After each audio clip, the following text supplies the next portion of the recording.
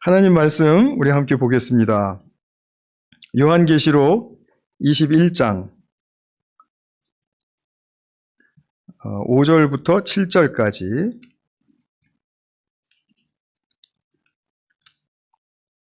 제가 새 번역으로 봉독하겠습니다. 우리 스크린에 띄어진 말씀도 새 번역입니다. 그때 보좌에 앉으신 분이 말씀하셨습니다. 보아라, 내가 모든 것을 새롭게 한다. 또 말씀하셨습니다. 기록하여라, 이 말은 신실하고 참되다. 또 나에게 말씀하셨습니다. 다 이루었다. 나는 알파며 오메가, 곧 처음이며 마지막이다. 목마른 사람에게는 내가 생명수 샘물을 거저 마시게 하겠다. 이기는 사람은 이것들을 상속받을 것이다. 나는 그의 하나님이 되고 그는 내 자녀가 될 것이다. 아멘.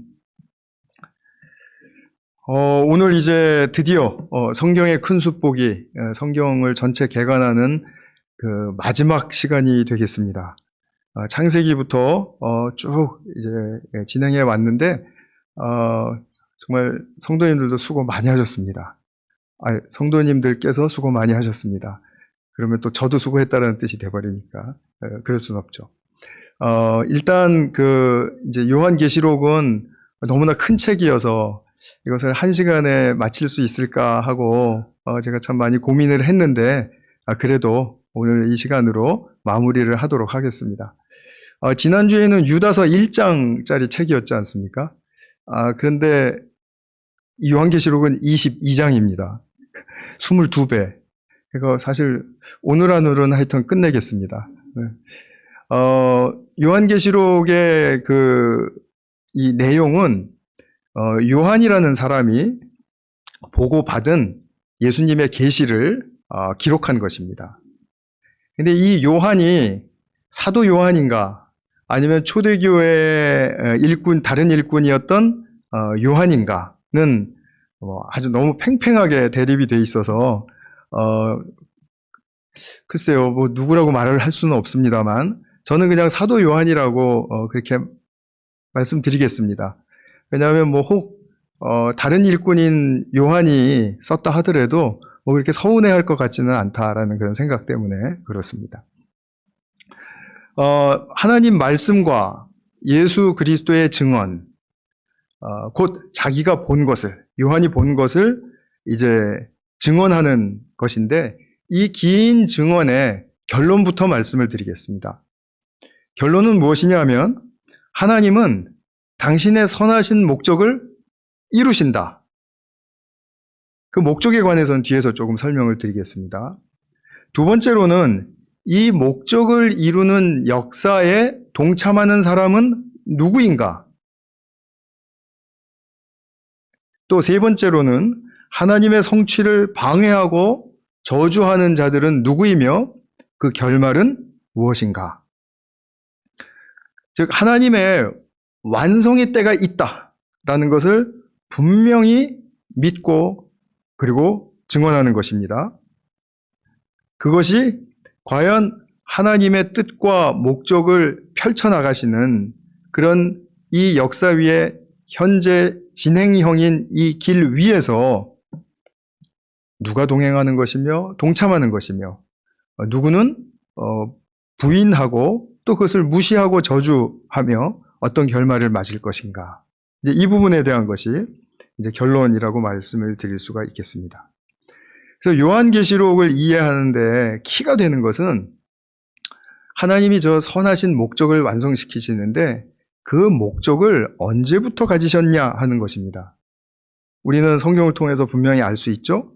창조 때부터 가지셨던 그 목적을 이루시는 것입니다. 한번 이것을 간략하게 보겠습니다.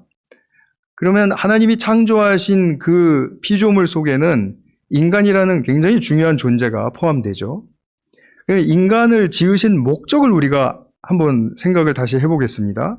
무엇입니까? 인간을 지으신 목적. 제가 누차 많이 말씀을 드리죠. 하나님의 형상으로 지으셔서 번성하게 하세요. 많이 불어나게 하세요.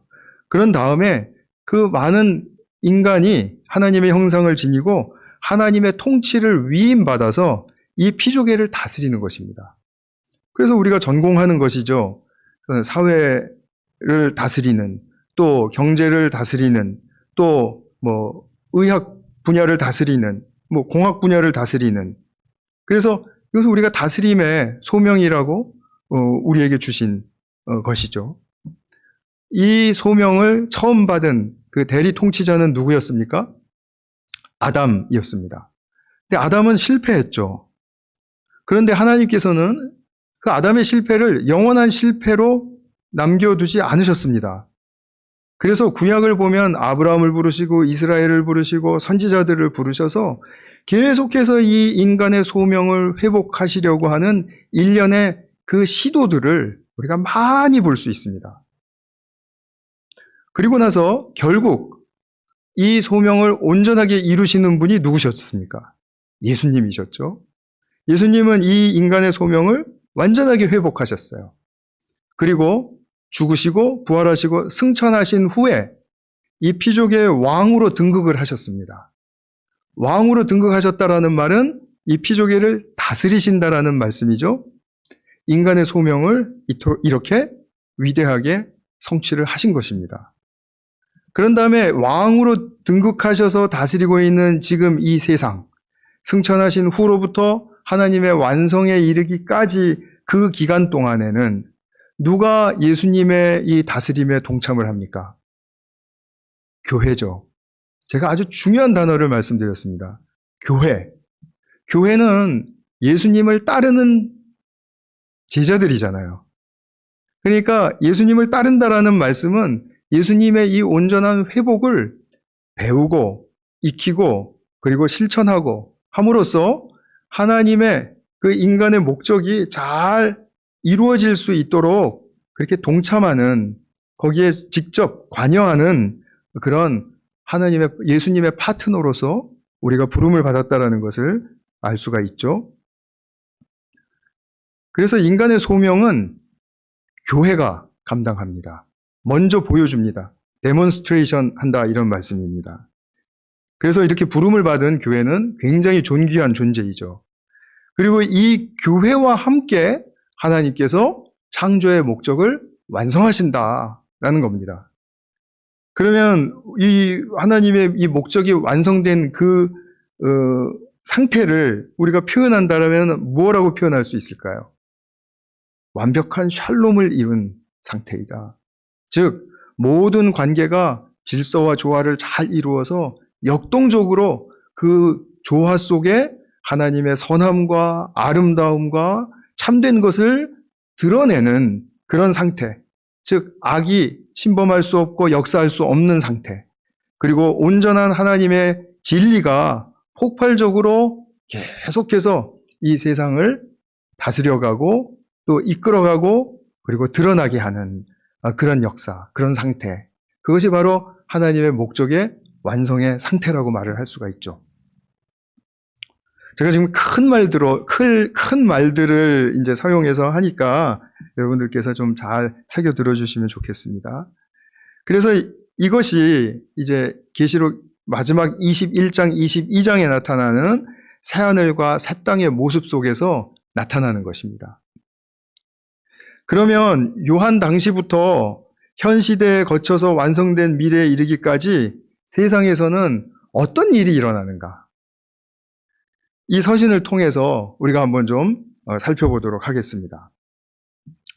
요한계시록의 흐름을 이제 보게 되면 아까 말씀드린 것처럼 이제 승천 후부터 왕으로 등극하신 후에 이 다가오는 그런 시대들을 계속해서 지나가면서 이제 완성에 이르기까지 그 기간을 이제 이야기를 해줘요. 그러니까 예수님의 앞서 말씀드린 것처럼 예수님께서 회복하신 인간의 소명, 즉 인간의 역할과 참 기능, 이것이 이제 주님의 몸된 교회가 감당하는 것이다 라는 사실을 분명하게 이제 마음속에 다시 한번 인식해 두시고요. 그래서 이런 이유로 이 중요한 소명에 관한 것이므로 이제 요한이 먼저 교회들에게 이것을 알려줍니다. 그래서 7교회로 이제 보내신 거죠.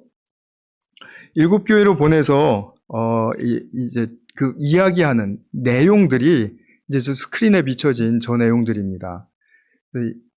1장부터 3장까지 7교회, 4장부터 5장까지는 교회의 정체성을 말해주는 주님 보좌의 환상, 그 다음에 6장부터 16장까지는 이 세상에 일어나는 심판과 그리고 박해와 그리고 구원의 일들, 그리고 17장부터 20장까지는 이제 결론적으로 바벨론은 멸망했다. 그리고 예수님 나라는 도래한다. 그리고 21장, 22장에서는 이것이 완성된 모습으로 나타날 것이다. 간단하죠? 제가 저 스크린을 딱 이렇게 어저께 만들어 놓은 다음에 요한이 이렇게 저거를 보신다면 내가 본 게 저게 다야? 라고 말씀하실 것 같았어요. 근데 그분은 요즘 시대에 이 PPT의 비밀을 잘 모르셔서 그러는 것입니다. 이제 제가 하나씩 열어드리겠습니다. 자, 7교회를 이렇게 보면 처음에 예수님이 교회의 주인이시다라는 것을 분명하게 선포합니다. 뭐 여러 이미지와 또 숫자적인 상징을 이용해서 이제 표현을 하는데 딱 요점만 이야기하면 예수님은 7별을 쥐시고 7촛대 가운데 계신 분이다. 7별이라는 것은 교회 천사들이라고 이야기를 해요. 근데 여기서 말하는 천사들이라는 것은 우리의 존재와 별도의 이 천사들을 이야기하는 것이 아니라고 제가 7교회 설교할 때 말씀드린 적이 있습니다. 여기서 7별이라는 것은 지상의 교회가 있죠. 그런데 이 지상의 교회는 하늘의 정체성을 가지고 있습니다. 그렇죠. 우리가 성도로서 손민석이라는 이 땅 위에 이름이 있지만 하나님의 아들이라는 하늘의 정체성이 있는 것처럼 교회도 하늘의 정체성이 있습니다. 그 정체성을 이 7별이라고 표현을 한 거예요. 조금 어려운 개념이지만 꼭 기억해 두십시오. 이 계시록 읽는데 굉장히 도움이 됩니다. 그래서 7별, 교회를 장악하셨다. 이런 말씀이죠. 그리고 7촛대 가운데, 7촛대는 또 교회라고 친절하게 요한이 설명해 주죠. 그래서 교회에 임재하시고 함께 하시는 분이다. 라는 것을 말씀해 줘요. 그런 다음에 이제 교회들에게 이제 회람하는 형식으로 이제 서신을 이제 보내게 되는데 에베소, 서머나 이렇게 해서 라우디게아 교회까지 7교회입니다. 요한은 7이라는 이 숫자를 굉장히 중요하게 사용을 합니다. 무엇이냐 하면 완전하다라는 뜻이고요. 또 모든이라는 뜻도 들어갑니다. 그래서 모든 세대의 교회들을 품고 대표적으로 7교회에 회람한 것입니다. 그러면 이 교회들은 이 요한계시록을 전부 다 받았다라는 뜻이 되겠죠. 근데 교회마다 완벽하지 않죠. 어떤 교회는 칭찬받고 어떤 교회는 또 책망도 받습니다. 둘 다 받는 교회가 많습니다. 또 부유한 교회도 있고 그리고 부도덕한 교회도 있고 무관심한 교회도 있고 박해를 심하게 당하는 교회도 있습니다. 여러 상황 속에 놓인 교회들이 많이 있는데 이 어떤 교회이든지 간에 중요한 것은 예수님의 약속에 의지해서 이기는 자는 이라는 말입니다. 이기는 자는 줄여서 말하면 21장, 22장에서 펼쳐질 새하늘과 새 땅, 완성된 이 피조계를 상속받는다. 여러분 부모님이 부자여서 상속을 많이 받으면 좋으시죠? 우리 하늘의 아버지는 엄청난 부자신데 아예 새하늘과 새 땅 그걸 통째로 다 인간들에게 상속하시겠다라는 것입니다. 이게 얼마나 인간을 크게 보시면은 이런 계획을 세우셨겠어요? 우리 존재에 너무 작게 보시지 않으면 좋겠습니다. 그래서 이 새하늘과 새 땅을 유업으로 상속받기까지 세상에서는 어떤 일을 감당해야 하며 어떻게 이기는 자로 세워질까 하는 그런 이제 주제가 계속해서 이제 답으로 주제에 대해서 답으로 이제 요한이 이야기해주고 있습니다. 그 다음에 이제 4장, 5장으로 넘어가게 되면 하늘 보좌의 환상을 보게 되는데 하나님의 보좌가 분명히 중심에 있죠. 그리고 그 보좌를 찬양하는 이제 24장로와 무리들이 있죠. 근데 이것은 뭐 계급의 차이를 두려고 이렇게 말한 것이 아니라 24장로도 교회를 의미하는 말이고요. 그 허다한 무리들도 그 하나님 부르신 모든 백성들을 의미하는 말입니다. 그러니까 줄여서 말하면 보좌를 중심으로 해서 누가 그 보좌를 찬양합니까? 교회가 찬양하는 것입니다. 교회. 그래서 이 교회가 이제 하나님을 찬양하고 경배하는 기쁨의 성도들인 것이죠. 이들이 바로 오늘날 우리와 같이 지상에 있는 교회라고 말을 할 수가 있죠. 그건 천상의 교회가 하나님을 찬양하는 것이고요. 그리고 요한은 하나님 손에 두루마리, 이제 그때 당시는 책이 두루마리 형식으로 이렇게 이제 만들어졌거든요. 근데 이 두루마리 책을 쥐고 계시는 것을 보는데 이 두루마리가 강력하게 7개의 인으로 봉해져 있습니다. 근데 이 두루마리 안에는 어떤 내용이 기록되어 있냐면 하나님의 나라는 어떻게 이 땅에 임하는가? 하나님의 나라가 임하는 그러한 목적과 방식과 그런 여러 가지 일들에 관해서 설명해 주는 책이에요. 그냥 추상적인 책이 아닙니다. 그러니까 요한은 그 책의 내용을 그토록 보기를 원했습니다. 그런데 열 자가 없는 거예요. 이 하나님의 말씀이 담긴 이 봉인된 책을 열 자가 없는 거예요. 그런데 요한이 듣습니다. 그 책을 열 자는 유다의 사자요, 다윗의 뿌리이다. 자, 유다의 사자 다윗의 뿌리는 구약적인 표현이죠. 사실 요한계시록을 보시려면 구약을 좀 많이 아시는 게 굉장히 도움이 되거든요. 근데 이것은 메시아의 어떤 그 군대를 이끄는 표현이에요. 말하자면 굉장히 그 능력 있고 위험 있고 한 그런 권세가 있는 그런 표현인데 이것을 들음과 동시에 요한이 딱 본 환상은 무엇이었냐면 피 흘리며 죽임당한 어린 양이었습니다. 누구시죠? 예수님이시죠. 그러니까 요한은 확신한 거죠. 구약에서 예언한 유다의 사자 다윗의 뿌리는 바로 죽임당하고 부활하신 예수님이로구나. 그래서 이 예수님이 역사의 주관자가 되어주셔서 이제 이 역사에 펼쳐가는 그런 그 일들을 설명해주는 두루마리를 열어줄 뿐이다. 라고 이제 선포하게 된 것입니다. 이 어린 양의 죽음이 중요해요. 이 어린 양의 죽음으로 말미암아 어떤 일이 일어났냐면 이 세상을 장악했던 악의 세력을 물리치고 그리고 승리를 선언하게 하신 그런 사건이었습니다. 어린 양의 죽음은 겉으로 보기엔 실패지만 결코 실패가 아니었다라는 것이죠. 이것이 이제 뒤에서 성도의 삶에서도 그대로 나타나게 되는 것을 이제 보시게 됩니다. 이기신 이 어린 양이 인을 하나씩 떼시는데 이제 역사가 이제 펼쳐지기 시작합니다. 그래서 이제 가장 긴 본론에 해당하는 이제 3가지의 이제 7 심판들이 이제 나타나게 되는데요. 여러분들이 다 아시는 것처럼 인 심판이 7개, 나팔 심판이 7개, 대접 심판이 7개 이렇게 이제 나옵니다. 이것은 인 심판이 끝나면 나팔 심판이 끝나면 대접 심판 이렇게 되는 것이 아니고 요한의 시대부터 하나님의 완성의 기간을 인의 심판의 관점에서 보았고요. 나팔 심판의 관점에서 보았고요. 그다음에 대접 심판의 관점에서 본 것을 말해준 것입니다. 이렇게 이해하시는 것이 가장 저는 요한계시록을 이해하는데 합리적이라고 생각이 듭니다. 물론 그렇게 말씀하시지 않는 분들도 많습니다. 많다라기보다는 제가 소수의 주장을 하려고 하는 것이 아니라 그렇게 제가 말씀드린 것처럼 보시는 분들이 참 많이 있어요. 어쨌든 그렇게 보시면은 이제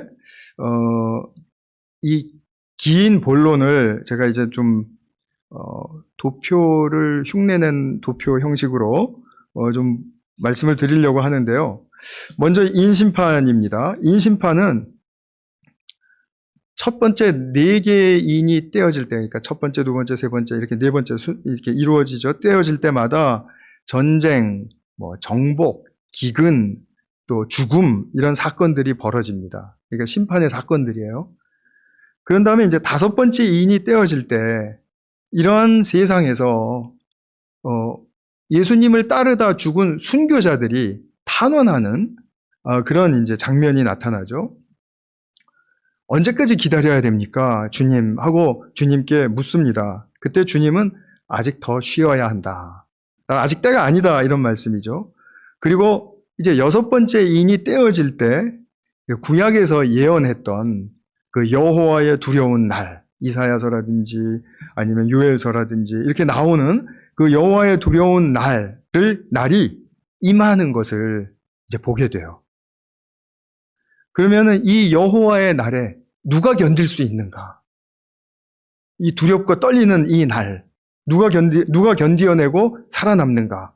그래서 갑자기 장면이 싹 바뀌어서, 제가 스크린은 올려놓지 않았습니다. 장면이 바뀌어서 7장에서는 오늘 우리가 3번째 찬양한 그 찬양을 부르는 성도들이 나오는데, 그 성도들이 여호와의 진노의 날을 피하는 자들로 언급이 돼요. 이들의 숫자가 몇 명입니까? 14만 4천. 그러면 이제 이 숫자를 다 세어보셔야 되겠네요. 그렇게 세라는 것이 아니죠. 12 곱하기 12, 그러니까 12 구약의 12지파, 그리고 12사도, 그들로 말미암아 일어났던 하나님의 모든 백성들, 거기 곱하기 1000 해서 충만한 숫자. 그 숫자로 말한다면 14만 4천 한 번째 되는 사람은 얼마나 억울하겠습니까? 신실하게 자기도 살았는데 막 이러면 말이 안 되죠. 숫자로 보면 이들이 여호와의 진노의 날을 피하는 자들입니다. 그리고 7째 인이 딱 떼어질 때 순교자들이 이렇게 올리는 기도가 있어요. 근데 그 기도를 향로의 연기에다가 비유를 하죠. 구약의 레위기에도 보면은 기도가 향로의 연기인데, 그 향로에 그러니까 연기와 함께 있는 그 불을 제단에서 딱 그 천사들이 받아서 하나님께로 올려드리는 척 하다가 그것을 딱 땅에다가 부어요. 그러니까 이제 굉장히 완벽한 여호와의 날이 임하게 되었다라는 것으로서 역사의 종말을 한 각도에서 지금 보며 설명해 주었습니다. 그 다음에 이제 나팔 심판인데, 나팔이 불 때마다 심판이 일어나는 거예요. 5개의 첫 번째 나팔이 불려질 때, 각 나팔이 불려질 때마다 출애굽 때 애굽에서 임했던 그 재앙들이 일어납니다. 뭐 우박이라든지 피라든지 뭐 이런 거 있죠. 메뚜기 때 뭐 이런 거. 이런 것들이, 이런 재앙이 일어나요. 그리고 6번째 나팔을 딱 보니까 인심판에서 처음 4번째 재앙들을 일으켰던 그 기수들이 또 나타나요. 이것은 무슨 말이냐면 심판의 강도가 세다 이런 말이죠.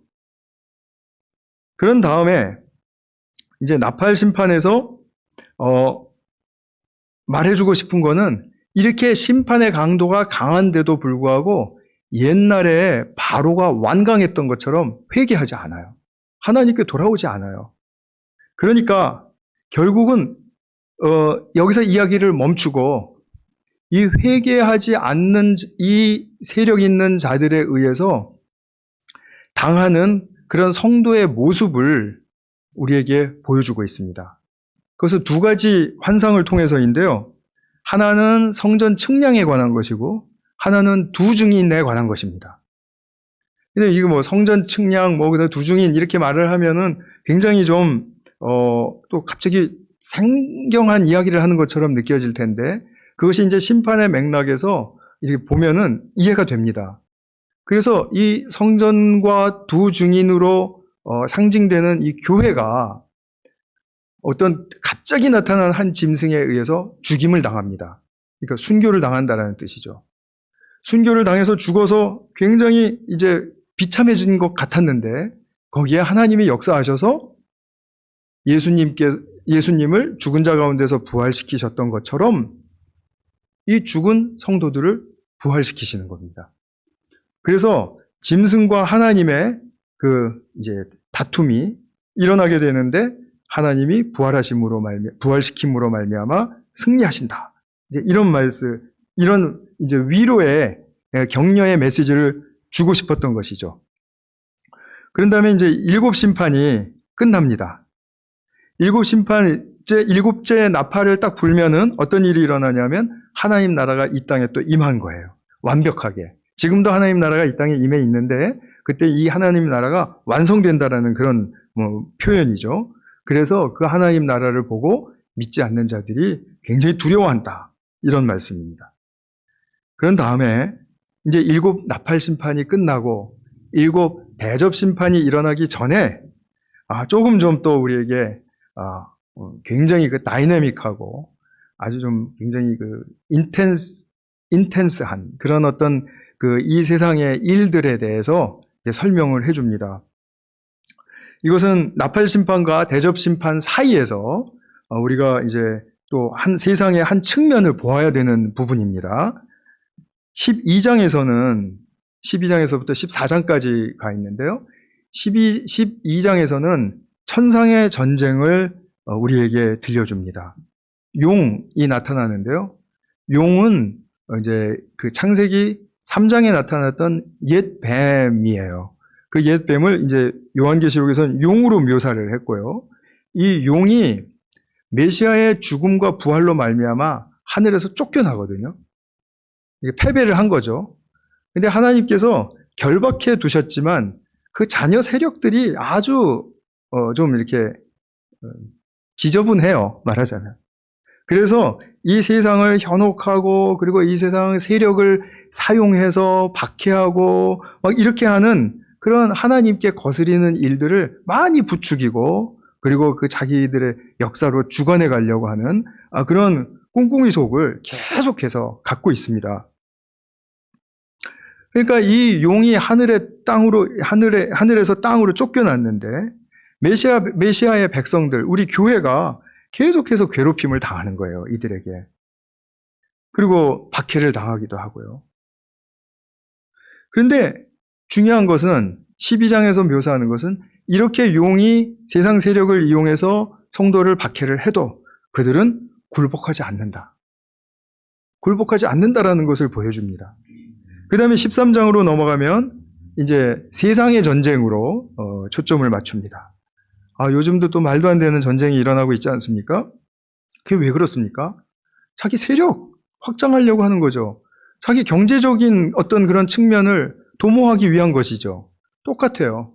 군사력과 경제적 선동을 주도하는 이제 두 짐승이 나타나게 되는데 이들이 전쟁을 일으켜요.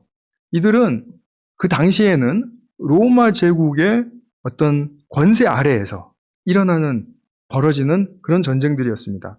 오늘날에도 그래요. 오늘날에도 전쟁은 정말 참 말이 안 되죠, 사실. 저는 전쟁한 다음에 쓰린 역사로 좀 이렇게 뭔가 이렇게 인생의 반면교사로서 교훈이 남아야 되는데 이렇게 막 그 전쟁 비를 세우고 하는 거에 대해서 저는 좀 사실 좀 약간 좀 껄끄러움이 있습니다. 어쨌든 다 의도하는 것이 있을 테니까 그러려니 하고요. 세상의 전쟁을 통해서 이제 휘둘리게 된다라는 거죠. 성도들이. 그죠? 세력과 경제와 이런 것들로 말미암아 일어나는 것입니다. 그런데 14장 전반부에 보시게 되면 어린 양의 복음이 새 예루살렘을 임하게 하는 것을 보면서 지금 이렇게 세상을 장악하고 있는 군사력과 경제력을 이렇게 장악하고 조종하려고 하고 있는 이 세력들을 무너뜨렸구나 하면서 바벨론이 무너졌다라고 선언을 합니다. 여기서 말하는 바벨론은 예수님이 오시기 600년 전 이때 있었던 바벨론 제국을 말하는 것이 아니라 유대 사람들의 이 개념 속에는 자신들을 박해하고 그리고 괴롭혔던 그런 모든 제국의 권세들을 바벨론이라는 말로 통일해서 썼어요. 그러니까 로마에게 압제를 당하면서도 그 당시에는 자기들의 문화와 그 역사적인 배경에 그런 길들여진 말로서 바벨론에게 우리가 당한다. 바벨론에서 우리가 해방되기를 원한다. 이런 식으로 표현을 하는 것입니다. 그래서 로마 황제의 권세 아래에서 일어나는 그런 모든 것들, 모든 그 세력들, 그러니까 바벨론이 무너졌다라고 이렇게 표현을 합니다. 그런 다음에 14장 후반부에서는 최후 심판에 관해서 이야기해 줍니다. 하나는 하나님의 거룩한 백성들을 거두어 들이는 추수하는 측면에서의 심판이고, 또 하나는 이렇게 포도를 많이 따면 포도 틀에 이렇게 집어넣어 놓고 장화 신고 들어가서 막 짓이기지 않습니까? 요한계시록에서는 이것을, 또 구약에서도 그렇고요. 막 짓이기는 그 모습을 심판하는 모습으로 이렇게 상징을 해요. 그러니까 이 진노의 포도 틀에서 짓밟히는 그런 모습처럼 악의 세력들이 심판을 당한다. 이러면서 지금 이 요한은 이제 계속해서 교회에게 우리는 어떠한 상태에 이를 것인가를 자꾸 이제 생각하고 결단하게 해주는 것이죠. 그런 다음에 이제 마지막으로 15장, 16장 7대접 심판으로 들어갑니다. 여러분 심판이 너무 많아서 좀 힘드시죠? 좀 머리가 복잡하실 텐데 잠깐 저 보시면서 제가 한 10초만 시간 드리겠습니다.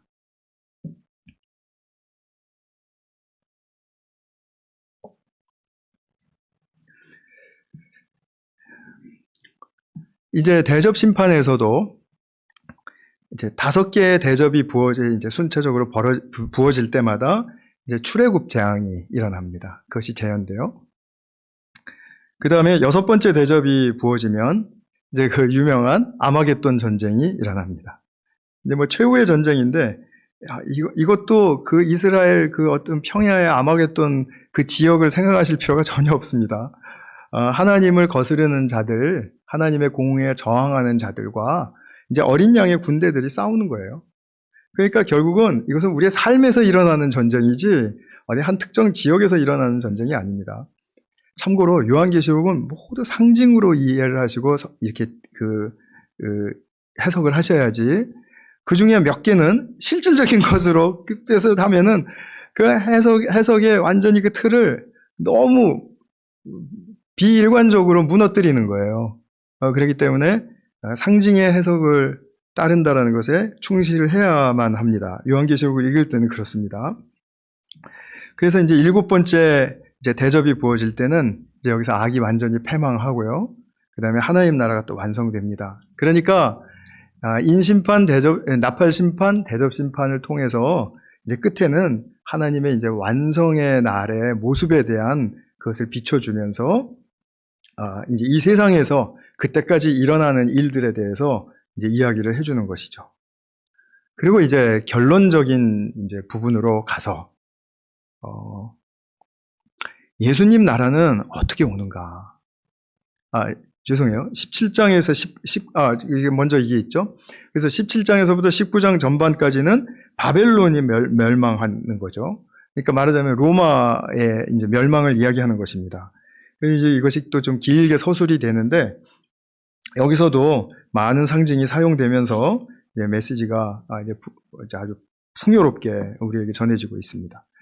그 다음에 19장 후반부터 20장까지는 예수님의 나라는 어떻게 오는가, 이제 마지막 하이라이트에 관한 부분입니다.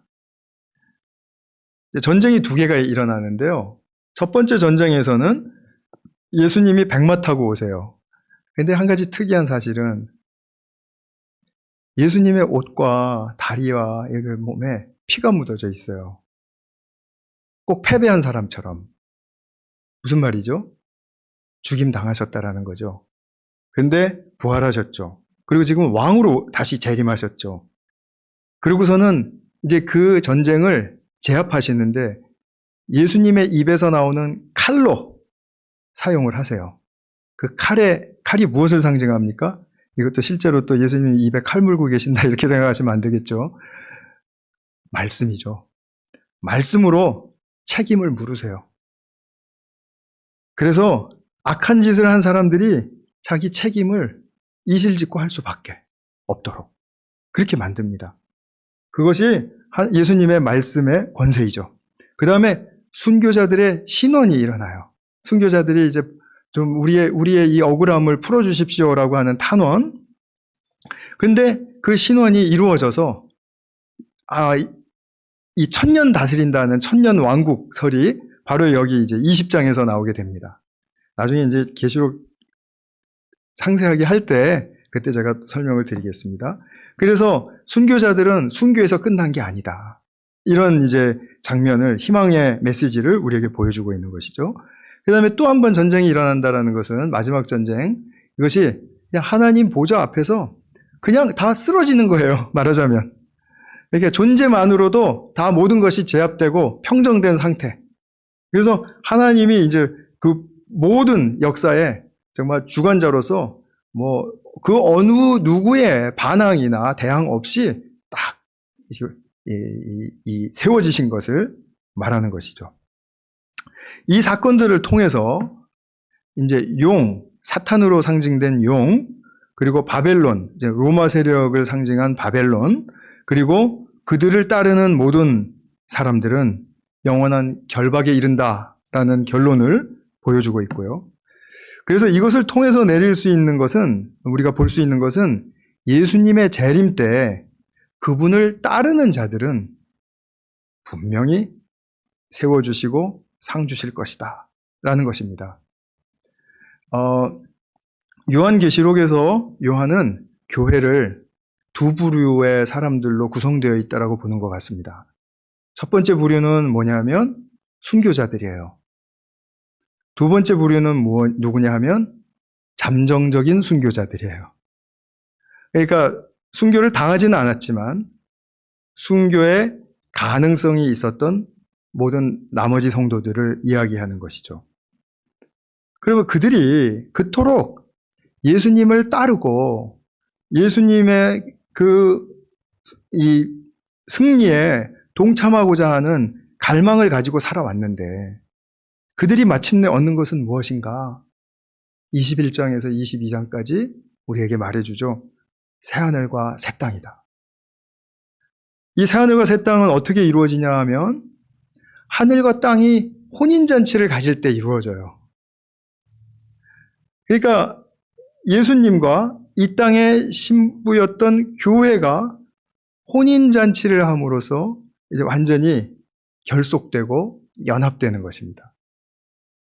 그렇게 해서 이 하늘과 땅의 혼인의 그런 그 이미지를 사용하면서 새 예루살렘이 강림해서 그렇게 된다라는 거죠. 그런데 거기서 이제 하나님께서 오늘 본문을 통해서 우리가 이미 보셨죠.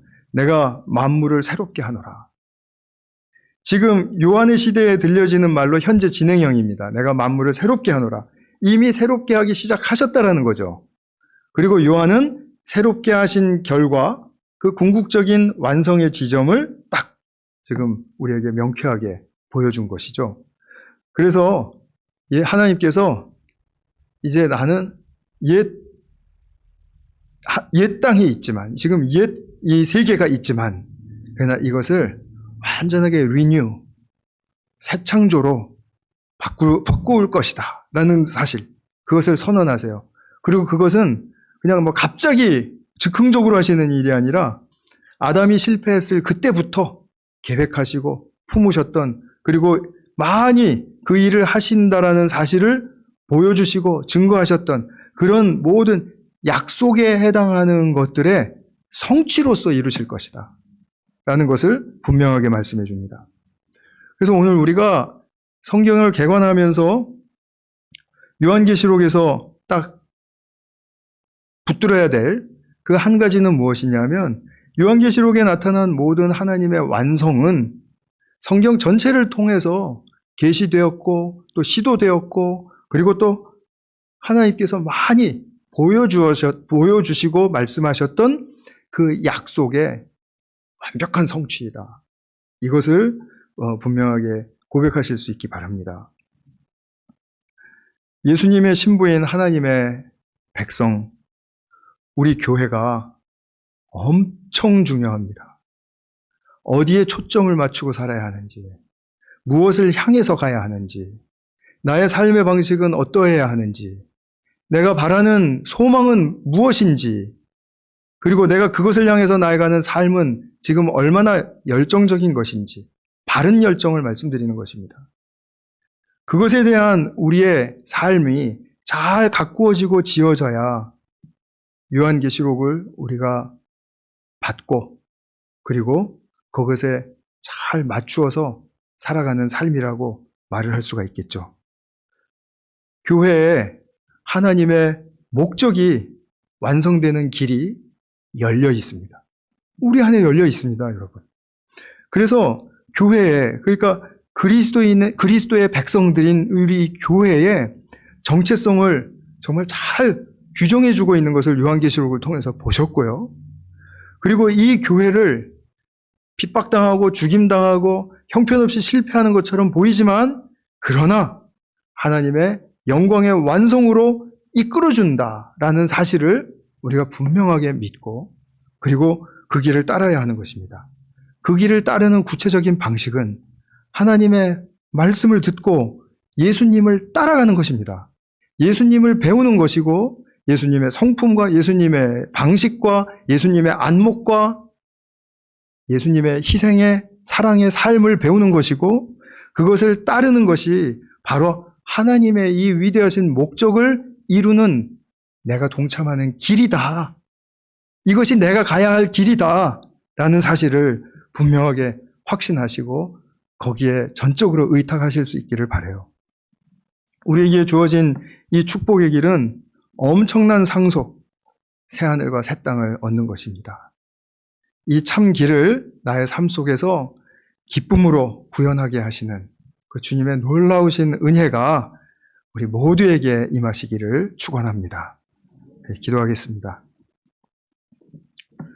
사랑하는 아버지 하나님, 주님은 주님의 뜻을 또 목적을 분명히 이루실 것입니다.